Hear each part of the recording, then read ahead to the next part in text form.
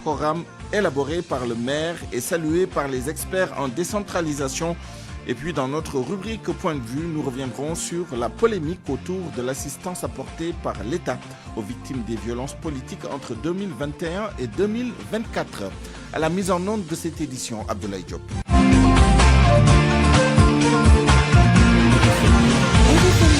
Souleymane Niang.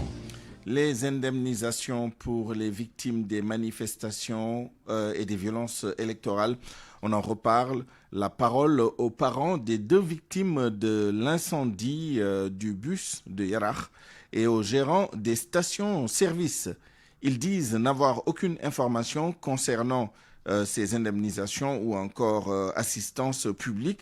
Selon eux, le préjudice subi ne peut être évalué en termes monétaires. Nous en reparlons dans un instant avec Fama John. En attendant, venons-en au colonel de gendarmerie à la retraite, Sankoun Fati, qui s'insurge contre la manière dont l'assistance aux victimes des violences politiques entre 2021 et 2024 se fait. Selon lui, il est nécessaire de connaître les vraies victimes. Le colonel à la retraite plaide aussi pour les forces de défense et de sécurité.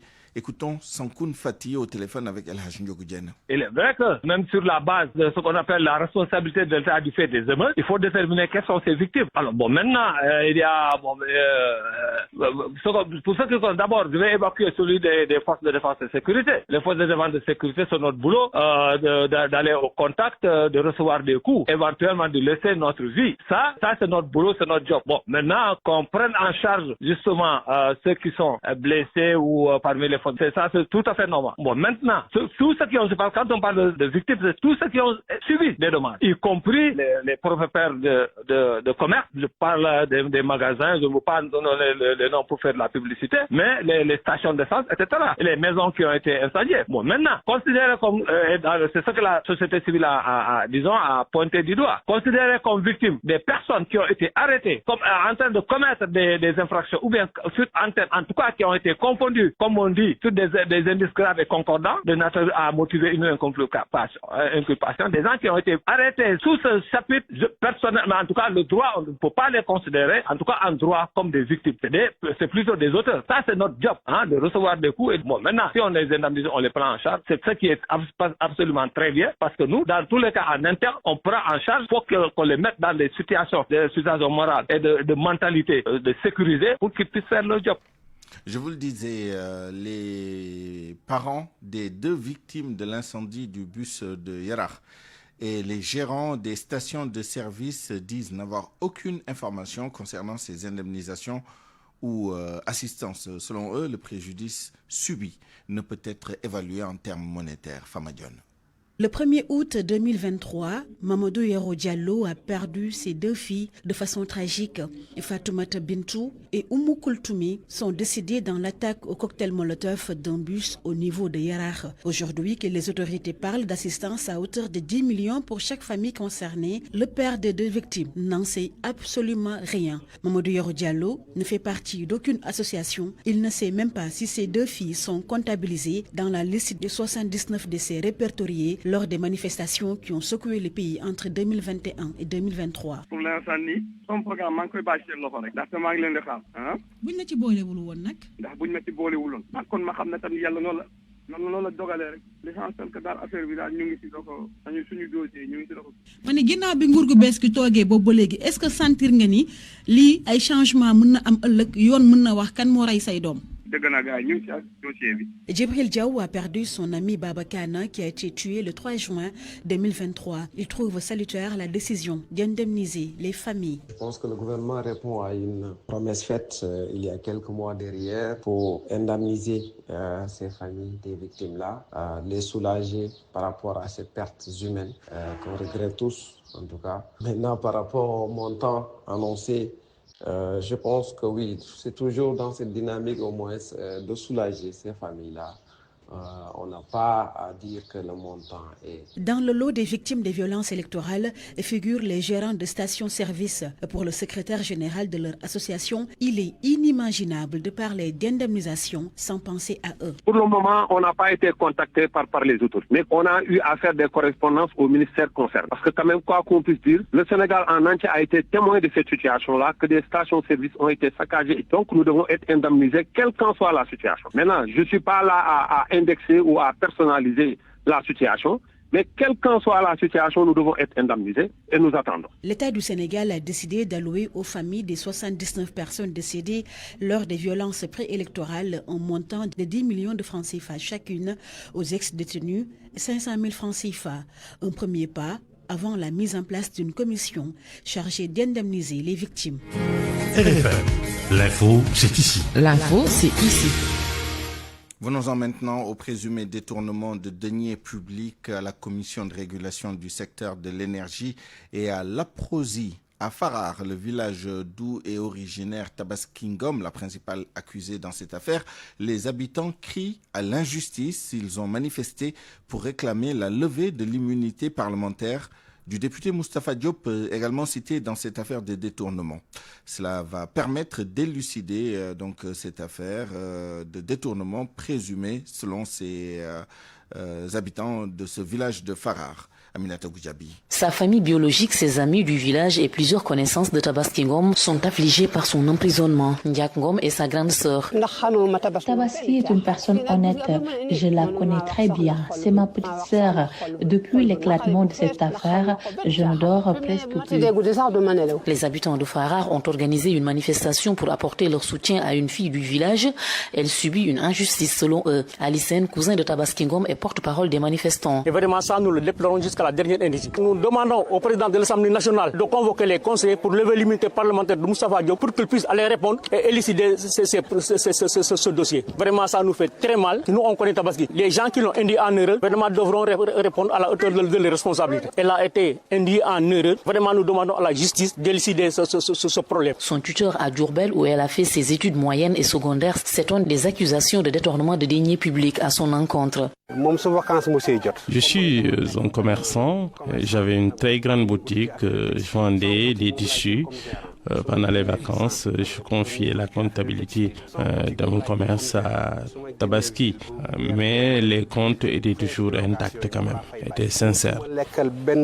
Les villageois sont unanimes dans les témoignages. L'inspectrice principale du Trésor, placée sous mandat de dépôt depuis le 23 janvier dernier, est restée attachée à ses origines. Sa générosité a été vantée par ses proches. Tout ce qu'elle a, elle le partage avec les gens de son village. Mais presque tous les villages de la commune, Tabaski fait des actes concrets. Vraiment, tous les gens de cette commune peuvent témoigner. C'est une personne que l'on connaît très bien, qui est très éduquée. Justice pour Tabaski Ngom, libérer Tabaski Ngom, ce sont les mots inscrits sur les pancartes des manifestants. Ils ont tous arboré des morceaux de tissu rouge pour montrer leur colère. Aminato Goudiaby, Fatick RFM. À Matam, ce sont les maires de Bokidiawe qui ont sollicité des prières à l'endroit du maire de Agnam ou des Agnam Farba Ngom. C'était lors de la ziara annuelle de Dungo Ouro Alpha.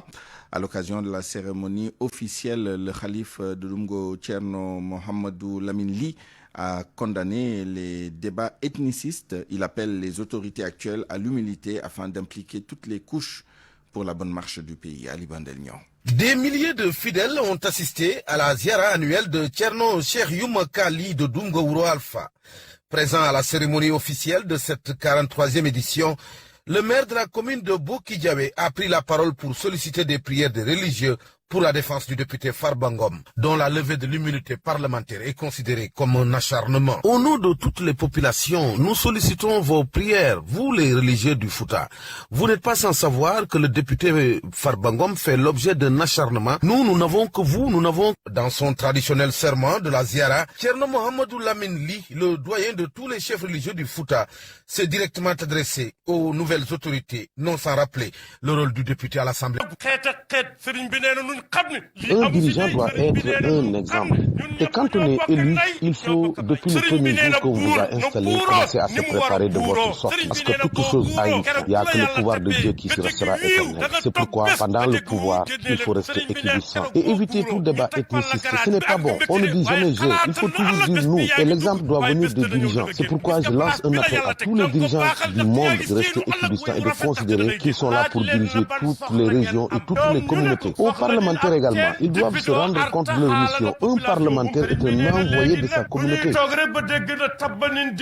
Un thème choisi qui fait l'objet de toutes les interprétations, surtout à la présence de Farba Ngom, l'invité surprise de cette ziara annuelle de Doumgaouro Alpha. Matam, Ali Bandelnian, RFM. 12h11 à Kaolack, où les étudiants de l'université du Sine Saloum ont marché pacifiquement dans les rues pour montrer leur ras-le-bol face à l'inertie des autorités étatiques.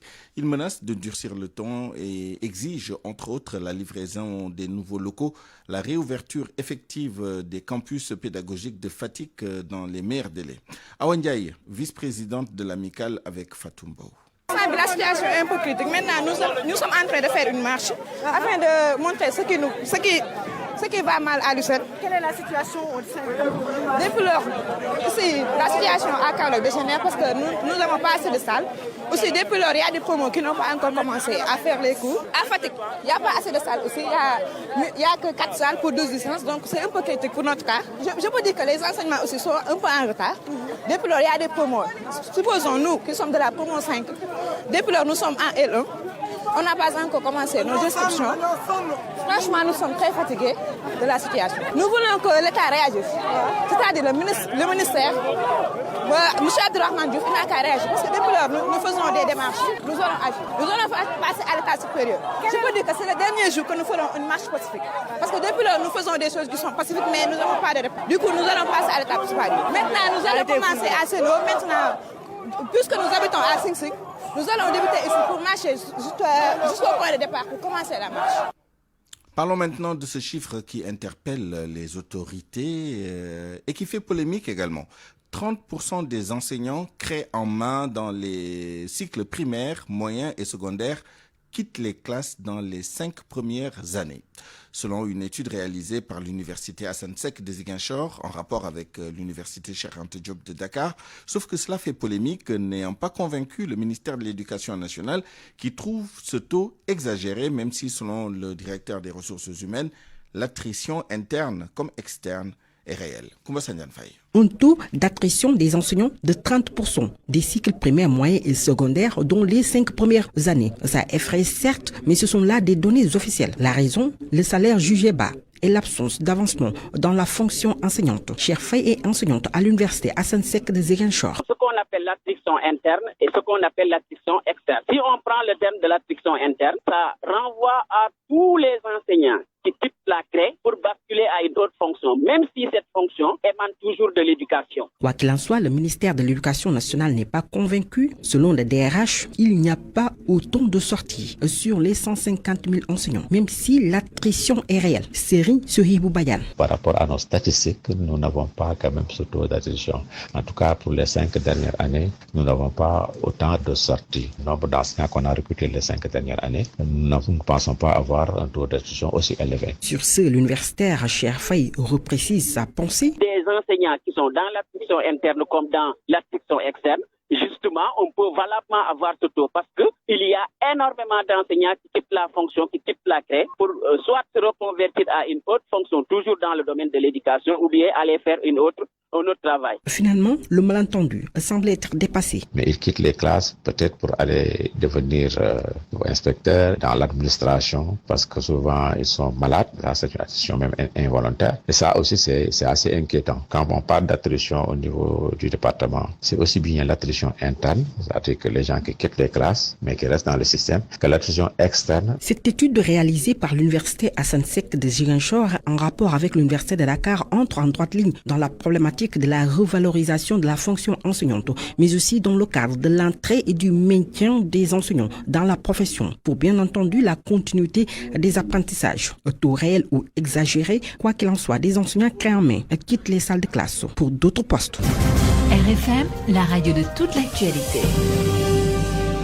L'événement est salué par les experts en décentralisation. À Khombole, les populations et les autorités locales ont trouvé un consensus à travers un programme intitulé Nat Natal pour payer les impôts. Il s'agit de mobiliser des recettes fiscales locales afin de faire face aux besoins des populations de la localité.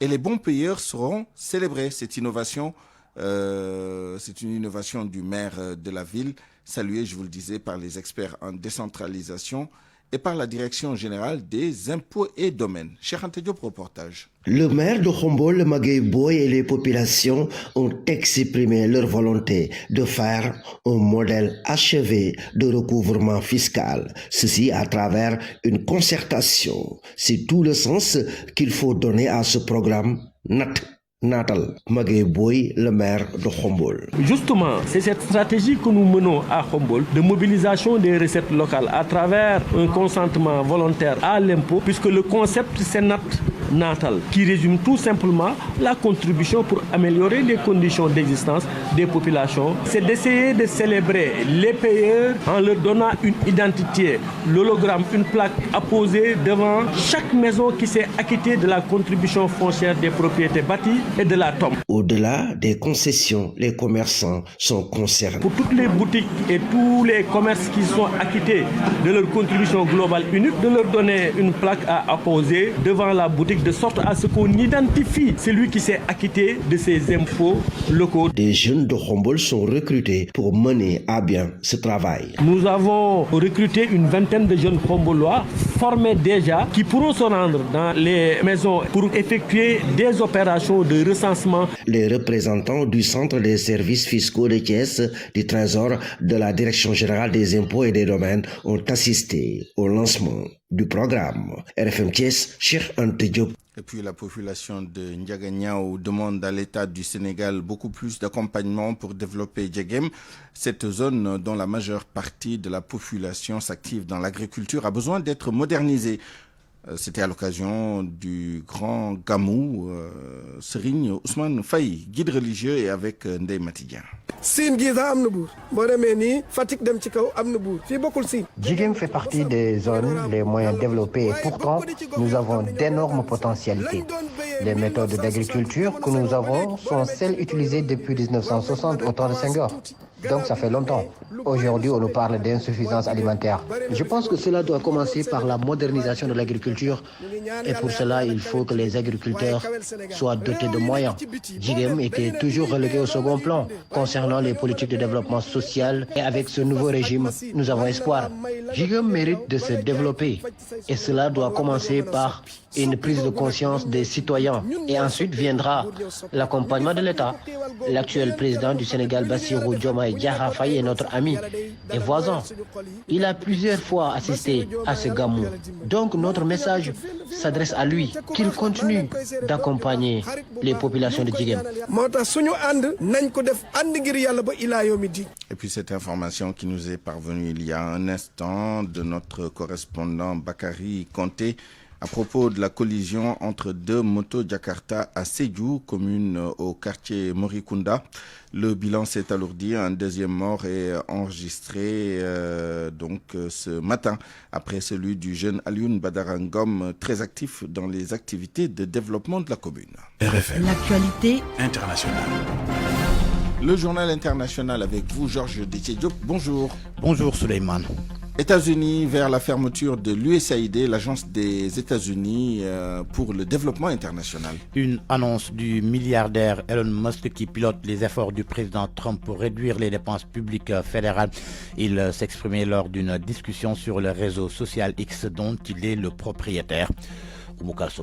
La conversation à laquelle participait l'ancien candidat républicain à la présidentielle Vivek Ramaswamy et les sénateurs républicains Johnny Ernest et Mike Lee a commencé avec Elon Musk qui déclarait qu'il travaillait à la fermeture de l'agence américaine pour le développement international. C'est irréparable selon lui. Il ajoute que le président Trump était d'accord pour que le site soit fermé. Plutôt, Musk avait accusé l'USAID de financer le développement d'armes biologiques idéologique. Reuters rapporte que l'administration Trump avait limogé 2 hauts responsables de la sécurité de l'USAID au cours du week-end après avoir tenté d'empêcher des représentants du département de l'efficacité gouvernementale de Musk d'accéder à des parties du bâtiment.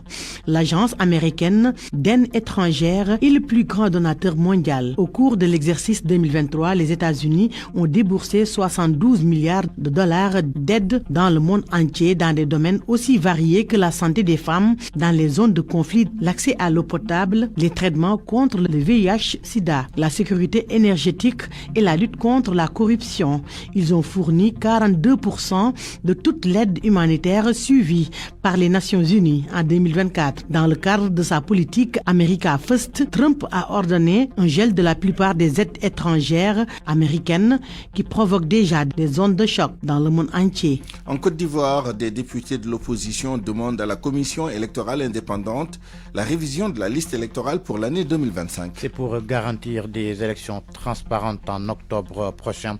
La requête a été formulée ce week-end. Plus de détails avec Gobia Yabi. Koulibaly Kuibera, président de la commission électorale indépendante, avait déclaré le 23 janvier 2025 que la loi ne dit pas que la révision de la liste électorale doit se faire avant les élections, mais plutôt chaque année, donc elle peut se faire après les élections. Les députés de toute l'opposition confondue réunis le 1er février à Abidjan ont exigé la révision de la liste électorale avant les élections. À leur tête, le PDCI. En 2020, Gbagbo n'était pas là, Thiam n'était pas là. En 2025, Gbagbo est là, Thiam est là. C'est pas la même chose. La réinscription du président Laurent Gbagbo sur la liste électorale s'impose comme un préalable. Et les raisons qui ont été évoquées pour extraire son nom sur la liste électorale, nous le savons tous, ce sont des raisons politiques. Et nous appelons donc au règlement politique de cette question. Mais mieux, je pense que c'est toute la liste électorale qu'il faut réviser, puisque la loi nous le recommande et ça s'impose chaque année. Quelle est cette manière cavalière de décider de ne pas organiser révision électorale que la loi vous impose, et avec les moyens qui sont mis à votre disposition? Quoi, les gens jouent à ces jeux. Le budget a été voté et le budget a été mis à votre disposition. Vous avez le temps pour le faire. Vous décidez de vous-même de ne pas le faire. C'est pas pour des raisons que vous créez pour avoir des tensions dans le pays. Donc, vous voyez, donc il faut qu'on règle toutes ces questions-là et c'est faisable. C'est à présent le CEI qui prend ses responsabilités et nous le regardons. 27,5 milliards ont été alloués à la CEI pour la révision de la liste électorale en 2025, un montant largement supérieur à celui de 2024 qui avait permis d'enregistrer 943 157 nouveaux inscrits avec un budget de 18,2 milliards. Gobia Yabi, Abidjan, RFM. Au Tchad, installation demain de la nouvelle Assemblée nationale. La 4e législature va entamer donc ses travaux dans la matinée.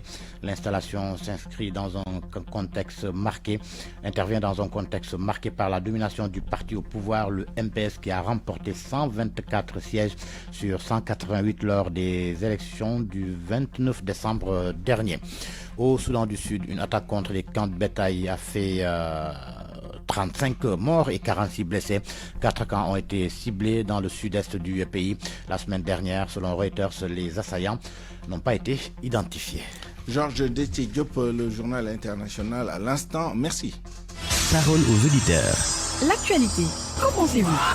Moi, je pense que vous devez. Réagissez dans nos éditions d'information sur l'actualité. Bonjour. Du lundi au vendredi, vous avez la parole sur RFM. Polémique autour de l'assistance apportée par l'État aux victimes des violences politiques entre 2021 et 2024. Nous en débattrons tout à l'heure dans notre rubrique Point de vue avec nos 2 intervenants du jour. Ansou Sambou, membre du secrétariat national à la communication de PASTEF, et Samba Ndong, membre de l'APR, ancien haut conseiller des collectivités territoriales. RFM Sport.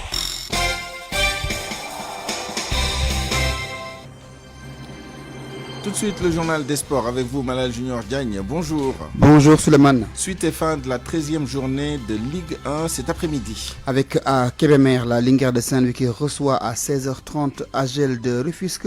À la même heure, à Dakar, au stade de Grand-Yoff, le Jaraaf de Dakar joue contre l'Union sportive de Ouakam hier. À Rufisque, Teungueth FC a concédé le nul devant l'équipe de Guédiawaye Football Club. Rencontre marquée par des scènes de violence à la fin du match. Le football toujours en Europe, Suleiman. Gana Gueye et Iliman Ndiaye portent leur club Everton. En Angleterre, avec donc ces deux internationaux sénégalais qui réalisent une très belle saison avec des matchs aboutis, des buts marqués, des passes décisives réalisées par Gana Gueye et Iliman Ndiaye. Comment analyser cette belle performance, mais également est-ce que cela peut avoir un impact sur l'équipe nationale du Sénégal? Malik Diop, manager général de l'Académie de football Mawade Wade, répond à ces questions. Cela est dû au fait que l'homme en général est valorisé quand il est au bon endroit. Donc être au bon endroit donne de la valeur à l'homme. C'est-à-dire en football, toute performance est liée au cadre et à l'environnement. Et je pense qu'ils sont dans l'environnement idéal. Parce que pour Ghana, c'est un garçon maintenant qui a beaucoup d'expérience, qui se connaît, qui connaît son corps. Avec la familiarité qu'il a avec les supporters d'Everton, le cadre d'Everton en général. Cela lui donne de la confiance, il est très à l'aise, il est très apprécié. Et bien sûr, sur le plan mental, ça a un impact très positif sur son rendement. Et c'est tout bénéfique pour la sélection sénégalaise parce que Ghana est un cadre important pour nous. Il y a encore des échéances pour la Coupe du Monde. Et je pense que le fait qu'il soit en forme peut beaucoup nous aider parce qu'on a un milieu très jeune. Pour Iliman, c'est un peu pareil parce qu'à Marseille, il y a eu beaucoup de pression, il y a eu beaucoup d'attentes sur lui. Donc ça a été très difficile pour lui de gérer cet aspect-là. Everton le voulait coûte que coûte, sont allés le chercher. Et à partir de ce moment, ils lui ont donné les clés. Ça l'a mis en confiance et tout le monde sait que Iliman, c'est l'enthousiasme, c'est la créativité. Et à partir du moment où les gens ont besoin de lui et le lui montrent, c'est naturel qu'il devienne le joueur qu'on attend. Iliman, c'est quand même le joueur qui devient rare par sa créativité, par son intelligence de jeu, par sa technique, par sa vitesse. Donc je pense que Everton est le bon endroit pour l'un et pour l'autre.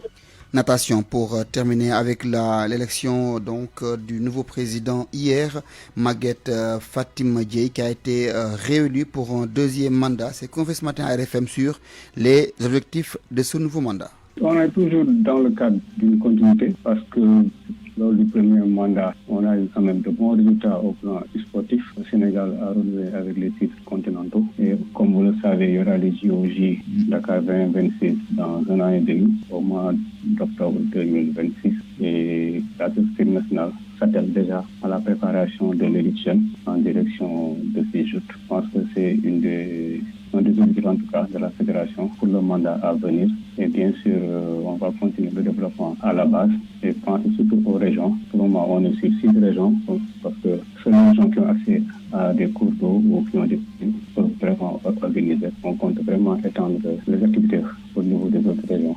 Essayer de voir les zones où on a des piscines pour développer l'activité et augmenter le nombre de régions. En tout cas, ça c'est important. Également, continuer la lutte contre les noyades. On constate jusqu'à présent beaucoup de noyades, surtout chez les jeunes à Dakar. On compte démultiplier les projets apprendre à nager.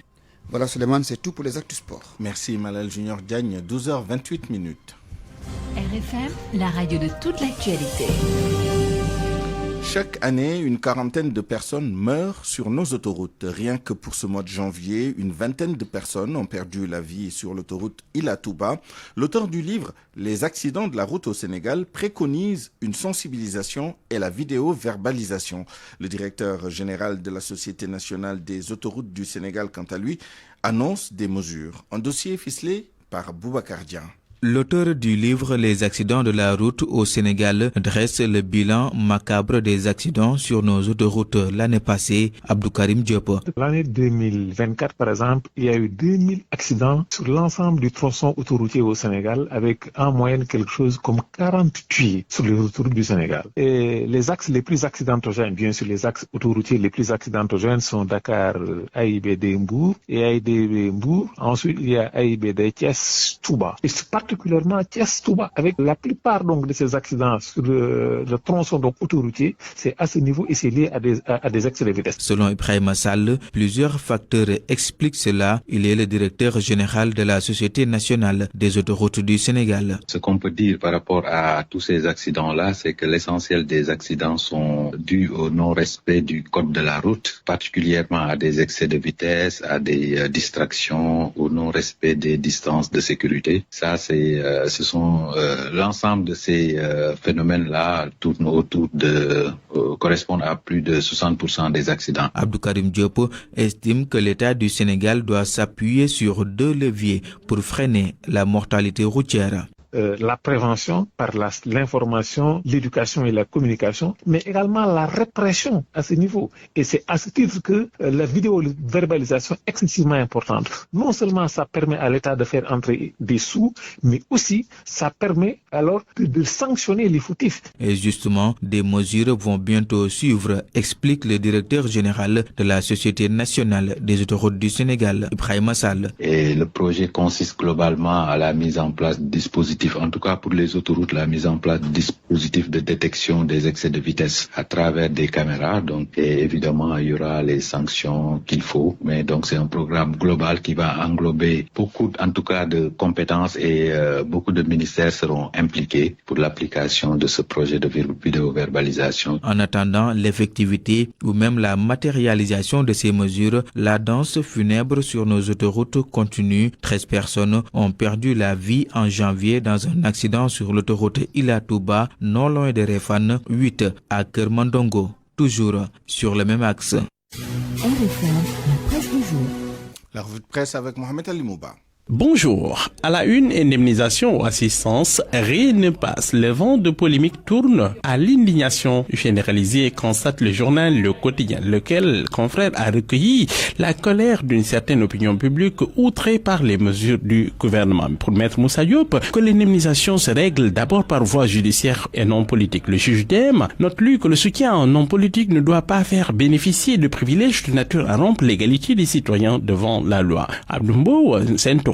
Pourquoi n'indemniser que ceux qui ont soutenu Ousmane Sonko avec l'argent de tous les Sénégalais? Sur ça, note que c'est tout le monde qui râle finalement, même les ex-détenus, certains d'entre eux en tout cas, jugent modiques les sommes allouées. Diop Taïf confie que beaucoup ont jugé que la somme de 500 000 francs CFA était très petite et que ça ne pouvait rien régler. Enquête relève de son côté que les FDS, les forces de défense et de sécurité, sont les parents pauvres dans cette affaire. En effet, souvent présentés comme les méchants, les FDS prennent la parole et apportent leur vérité. Commissaire Masserine Faye dit que si les FDS n'avaient pas fait ce qu'elles ont fait, eh bien le Sénégal serait aujourd'hui à terre. La notion de victime et de coupable galvaudée au Sénégal. Le recours au nervi, l'autre tache noire. Le journal Tribune constate en tout cas que les casseurs ont été indemnisés. Les FDS blessés lors des événements, zappés, les investisseurs oubliés. Le Sénégal, un pays de paradoxes. Le journal L'Info en conclut que les mesures du régime sont attaquées dans la forme et dans le fond.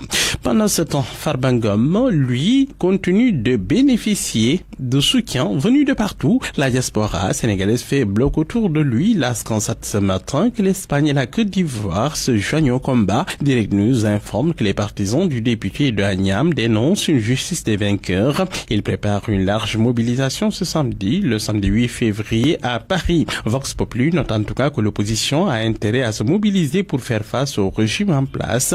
Mais problème, c'est un défi pour le moment titanesque et impossible. Amadou Ba et le pari sur la jeunesse. L'analyste politique professeur Serigne Thiam confie au journal qu'avoir l'accord de tous les partis politiques de l'opposition est quasiment impossible. À la une du journal Source A, le tribunal du commerce saisi dans l'affaire West African Energy. Deux actionnaires, en l'occurrence Samuel Sarr et Arona Dia, ont saisi le tribunal pour lui demander de choisir un administrateur provisoire, lequel pourra accomplir des actes courants de gestion et d'administration dans l'intérêt des différentes parties. C'est dans ce cadre qu'une assignation a été délivrée aux autres actionnaires, constate encore la publication. Dans le journal Le Soleil, la journée de mobilisation citoyenne s'étale sur Réau. Le confrère constate une pause décidée par le président lui-même. Le confrère note que c'est une pause pour mieux balayer. Lors de la 9e édition, samedi dernier à Guédiawaye, le chef de l'État a annoncé qu'une réflexion est en cours pour avoir un nouveau format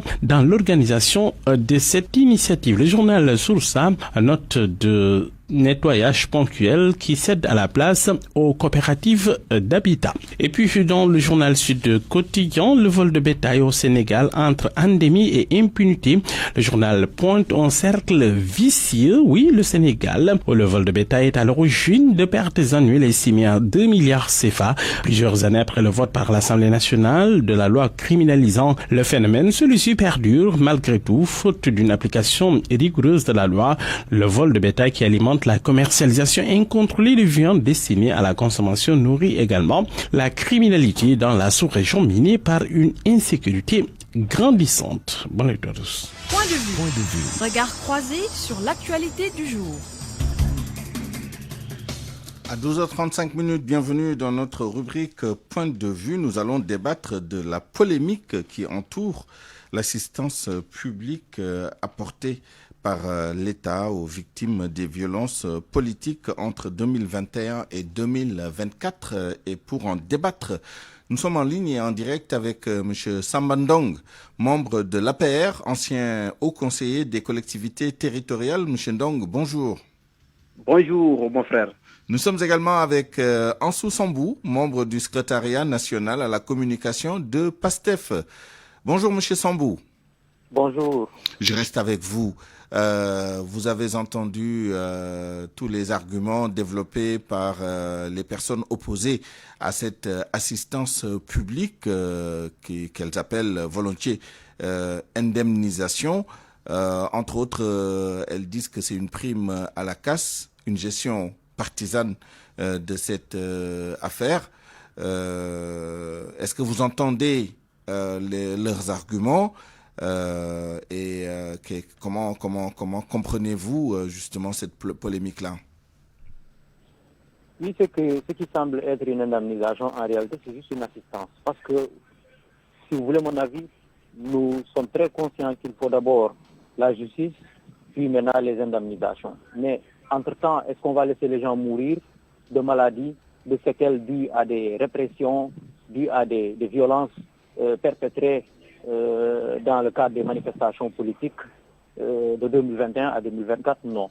Il me semble que le ministère des Solidarités a pris une décision importante en se basant évidemment sur les chiffres livrés par l'ANSD d'un côté, mais également sur les sources policières et toute autre structure assimilée qui effectivement travaille dans ce domaine. Le fait est qu'il y a des victimes, les familles des personnes décédées dans ces événements, les blessés et les personnes qui ont été arrêtées, emprisonnées pendant des durées plus ou moins longues. Toutefois, on a noté qu'il y a par exemple l'absence des FDS qui ont été victimes. En tout cas, on n'a pas connaissance de leurs bénéfices de cette assistance-là. Il faut aller dans les détails parce que, évidemment, on a donné un chiffre, mais pas les détails à peu près. On n'a pas dit, par exemple, les victimes, c'est qui et qui et qui. Mais tout le monde sait que quand on parle de victimes, il y a les blessés d'un côté, il y a des morts d'un côté. Et vous avez vous-même constaté qu'en réalité, pour les individus qui sont décédés, leurs familles recevront 10 millions, mais pour le cas des victimes, on a parlé de 500 000. C'est une assistance en attendant que justice soit faite, parce que vous savez tous qu'il faut une abrogation de la loi d'amnistie pour effectivement procéder donc à des procédures judiciaires et qui certainement vont aboutir donc à des réparations, à des indemnisations en bonne et due forme à partir du ministère de la Justice. Alors, Samba Ndong, est-ce que vous êtes convaincu par les arguments avancés par la ministre de la Famille et des Solidarités quant à la nature de cette assistance, indemnisation ou simple assistance publique, et que vous inspire, vous, cette démarche de l'État? Bon, vous savez, mon co-débatteur, il est même mal à l'aise de pouvoir expliquer avec, dans les moindres détails, la pertinence de ça. Lorsque j'ai eu l'information, j'ai été consterné et j'ai ressenti de la honte.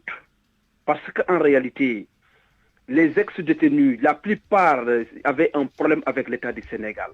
C'est un citoyen sénégalais qui avait un problème avec une jeune fille qui l'avait porté plainte et où il criait à un complot. Et suite à un complot, il a fait appel à l'insurrection, à un qui occupait à un mortel combat.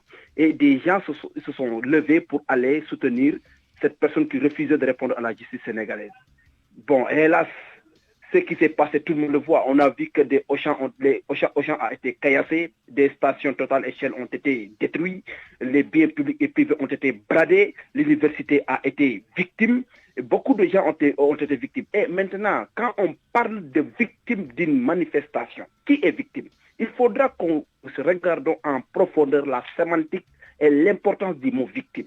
Lorsqu'il y a manifestation et qu'il est victime, les victimes, ce sont ces gens qui n'ont été ni de près ni de loin dans les manifestations, qui malencontreusement ont été affectés par les dégâts collatéraux de la manifestation. C'est-à-dire que les milliards qui ont été pillés dans les Auchan, les milliards qui ont été pillés avec les pyromanes qui ont eu à brûler les stations, Dakar Demdik a été affecté parce que ces bus ont été brûlés.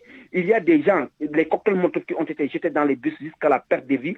Voilà ces gens-là qui sont des victimes. Voilà les victimes. Et pour parler maintenant qui est victime et qui ne l'est pas, il faudra abroger entièrement et intégralement la loi d'amnistie. Après l'abrogation, maintenant, il faudra créer une commission ad hoc à l'Assemblée nationale, ou bien une commission nationale qui sera chargée de recenser avec les autorités, avec la police, la gendarmerie, le ministère de la Justice, les gens de la société civile et des politiques pour essayer de faire un diagnostic approfondi de la situation pour pouvoir situer les gens. Il y a un comité chargé de proposer une assistance aux ex-détenus et autres victimes de la période préélectorale qui a été instituée en 2024 au mois de juillet. Qui est membre de la commission et qui ne l'est pas? Qui sont ces gens bénéficiaires de ces indemnités, de ces indemnisations? Honnêtement, il faudra que l'on soit sérieux avec le contribuable sénégalais. Ça, c'est de l'argent du contribuable. Et ces gens-là, ils ne se sont pas bâtis pour le pays, ils ne se sont pas bâtis pour le Sénégal. Justement, il y a beaucoup de ministères en tout cas qui sont représentés. Il y a le délégué général de la protection sociale et de la solidarité nationale, l'ADER, le directeur de l'Agence nationale de la statistique et de la démographie, le directeur général de l'Agence sénégalaise de la couverture sanitaire universelle, le DG du Fonds de solidarité nationale ou son représentant et le directeur, enfin beaucoup de personnes, y compris la société civile dans cette commission. Quand je parle de représentant, ça c'est le gouvernement et les membres et les segments du gouvernement. Moi, je parle de la société civile sénégalaise. Il y avait 2 membres de la société civile qui étaient représentés qui sont représentés dans cette commission, même si on ne les connaît pas forcément, mais bon. Et pour pouvoir indemniser, il faudra que l'on situe, il faudra qu'on abroge d'abord la loi intégralement. Est-ce que Maître El Hadji Diouf s'est bénéficié de ces indemnisations? Est-ce que moi à qui on a brûlé mon véhicule, j'ai aussi bénéficié de ces indemnisations? Un peu plus tôt dans la matinée, nous avons également reçu un message de Zator Mbaye dont la voiture avait été incendiée également et qui s'est rappelé à notre souvenir bien naturellement. Ah bon, voilà. Donc, vous voyez, il y a les victimes, ces ex-détenus. Qui est ex-détenu? Qu'est-ce qu'ils faisaient pour avoir des problèmes avec l'État du Sénégal? Ces ex-détenus avaient des problèmes avec l'État du Sénégal. C'est l'État du Sénégal qui était menacé. C'est la sécurité sénégalaise qui était menacée. Si malencontreusement ces gens avaient réussi ce qu'ils voulaient, ça allait être la catastrophe. Et on ne le souhaite pas pour le Sénégal. Et ça, c'est un président très dangereux pour une république sérieuse. On va entendre Ansou Sambou sur vos arguments, mais également sur une question très spécifique. Ansou Sambou, vous l'avez clairement dit, pour l'instant, on n'a pas tous les détails, notamment sur la liste des victimes. Mais moralement, est-ce qu'il est possible que sur un même événement, le bourreau, entre guillemets, et la victime, entre guillemets, soient indemnisés en même temps? Je vous donne un exemple très précis. Si parmi les personnes qui ont attaqué le bus à Yarar, certains bénéficient de cette assistance et qu'en même temps la famille de ces deux jeunes filles qui sont décédées dans cet événement reçoivent une même assistance, est-ce que moralement c'est acceptable? Est-ce que légalement c'est possible? Déjà, je pense que en parlant des victimes, des cas de décès, ce sont des décès enregistrés par les sources policières qui ne sont pas des sources, de n'importe quelle source, mais également par les structures du ministère des Solidarités et de la Famille, mais également le ministère de la Justice. Donc, ce dont on parle, c'est un État qui a documenté les décès, mais également il a été renseigné toutes ces victimes, que ce soit des blessés ou même des victimes matérielles. Parce que ce dont il est en train de parler, c'est l'ANSD qui a établi tout ça. Mais on ne s'est pas limité à l'ANSD, on a élargi le champ des investigations. Donc aujourd'hui, il est effectivement possible qu'un policier soit assisté en attendant qu'il y ait effectivement la lumière sur tout ça. Même le bus dont nous parlons, ce bus-là, tout le monde sait que c'est pas des sources qui sont fiables. Pourquoi? Parce que suite à tout ça, il y a eu également des témoignages qui disent le contraire. Donc aujourd'hui, il faut une abrogation de la loi d'amnistie pour aller dans le fond. Il me semble quand même que dans cette affaire, les choses étaient très claires. Des personnes ont été arrêtées. Je ne pense pas qu'il y ait l'ombre d'un doute sur le déroulement des événements, non? Les ex-détenus dont nous parlons, il y en a qui sont directement des manifestants, et ça, ce n'est pas une honte, des gens qui manifestaient pour la défense de la démocratie, qui ont été arrêtés, des gens qui faisaient des conférences de presse, qui ont été arrêtés, des gens qui étaient dans les plateaux et qui ont quitté les plateaux et qui ont été arrêtés et ils sont devenus des détenus politiques. Il y a des gens qu'on a ramassés dans les rues alors qu'ils vaquaient tranquillement à leurs occupations. Des gens qui revenaient de leur lieu de travail ont été arrêtés, ils ont fait 2 ans en prison, certains 1 année et quelques mois. Tous ces gens-là, certains se sont vus séparés donc de leur employeur parce qu'ils travaillaient dans des structures, parce qu'ils sont des prisonniers. Leur employeur les a limogés tout bonnement, suspendu leur salaire. Certains ont vu leur business ou bien leur activité complètement à l'arrêt. Aujourd'hui, ils sont sortis et ils vivent une précarité énorme. Ça, ce n'est pas de l'indemnisation, mais c'est une manière d'assister des gens psychologiquement. Je rappelle que ce n'est pas de l'assistance matérielle seulement. Il y a de l'assistance psychologique. Et pour ces gens-là qui se sont vus amputés, des gens qui ont été assassinés dans ces activités, dans ces événements-là, leurs familles également doivent être prises en charge psychologiquement s'ils le désirent. Donc c'est une prise en charge globale en attendant, puisqu'on ne va pas encore enfoncer la plaie ou aggraver la plaie, puisque les dégâts sont déjà là, matériels. Il l'a rappelé tout à l'heure. Il y a eu des stations qui ont été brûlées dans le cadre de ces activités, de ces événements-là. Il y a eu également de l'autre côté des gens qui sont décédés. Il faut le rappeler, des civils, désarmés, qui n'étaient pas armés, qui n'avaient aucune arme à la main, mais qui n'avaient que des cailloux, parfois même, qui participaient à des marches. Nous avons vu des gens qui ont été même participés à des marches autorisées et qui ont été emprisonnés. N'est-ce pas? Expliquez-moi le pourquoi. Alors, on va essayer de donner la parole parce que malheureusement, il ne nous reste plus beaucoup de temps à Samba Ndong pour entendre ses derniers arguments sur les interpellations de M. Sambou et plus globalement sur les raisons pour lesquelles il ne faudrait pas apporter une assistance indiscriminée aux victimes, entre guillemets, des événements de 2021 à 2024. Bon, vous savez, la seule question que j'aimerais poser, c'est-à-dire que si aujourd'hui un opposant au Sénégal avait le même comportement que Ousmane Sonko qui demande à ces gens de quitter et aller déloger le président, de quitter et aller se battre contre l'État du Sénégal, qu'est-ce qu'il allait faire? Est-ce qu'il allait laisser ces gens-là caillasser, détruire le tissu social, le cordon ombilical qui lie les Sénégalais? Non, l'État aura le droit de protéger ses citoyens et il aura le monopole de la violence légale. Ces gens-là, ils ont voulu détruire le pays. Il faut qu'on se dise la vérité et qu'on se voile par la face. Imaginons un manifestant qui a des cailloux, qui jette des cailloux sur des forces de l'ordre, et ces forces de l'ordre sont chargées de préserver sa paix et sa sécurité. Ça, c'est pas normal.